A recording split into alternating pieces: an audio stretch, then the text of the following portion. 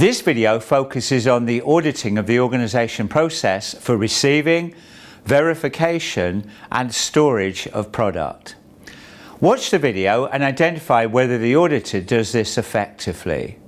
Hello, can you let me know your responsibilities for this area? Yeah, I'm not responsible for this area, I'm responsible for the quality management system. So I am the quality manager, but I can explain this process to you. Yeah. I believe you want to look at the receiving. Correct, can you explain that process to me? Yeah, so the deliveries come into here, the material is placed down here. If the material, we've had no problems with it in the past, this will just be checked for any damage, checked for the right labelling, and then it will be put into the relevant store's location. If this is a historic material that we've had problems with, or a part that we've had problems with, it will then be put into this work area over here. So this is some product that is awaiting inspection. It should have this label. Yeah. Okay. Windy in here today, but this is the label for being on hold. So it's not in a lock cage? No, we don't need a lock cage because typically it's not here for very long.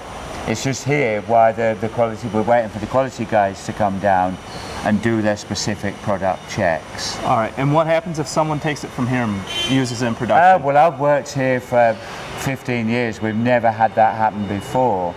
So the risk is very low. In theory, somebody could come and take it, but we always make sure we have these labels on. Okay. Well, because of this risk, I'm gonna go ahead and write a non-conformity. Right, okay. So let's summarize. Firstly, during any audit, the auditor should ensure they are talking to the right person. It's not acceptable for the quality manager to answer all of the questions.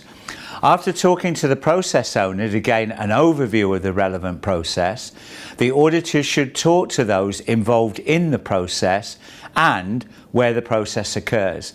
In this case, the auditor should ask questions to the storekeeper.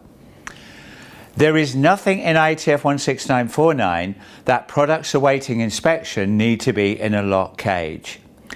The product must be clearly identified to ensure identification and traceability. So this is relevant to ISO 9001 requirement 8.5.2, identification and traceability.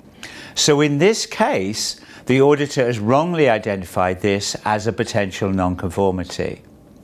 In any audit of a process from receiving to dispatch, auditors should refer to the PFMEA and control plan and also make reference to any customer-specific requirements.